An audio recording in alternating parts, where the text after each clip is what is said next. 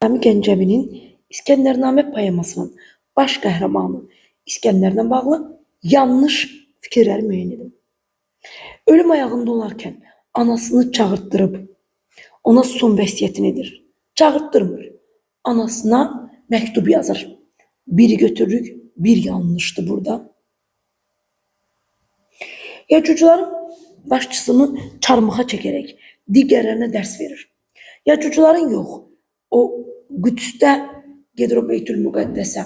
Orada bir qrup adam şikayət edir ki, bəs bizə burada bir zalim, əhriman hökmdar var, zülm verir. O hökmdarı çarmıxa çəkir və deyir ki, kim əgər belə zülm etsə, taleyi bu cür olacaq. Alimləri nəsihətnamə yazdırır, düzdür. İqbalnamənin əvvəlində 3 alimə, Ərəstu, Əflatun və Sokrata nəsihətnamə yazdırır. Hakimiyyətə gələndən sonra atasından qalan keçmiş qanunların hamısını yeniləyir.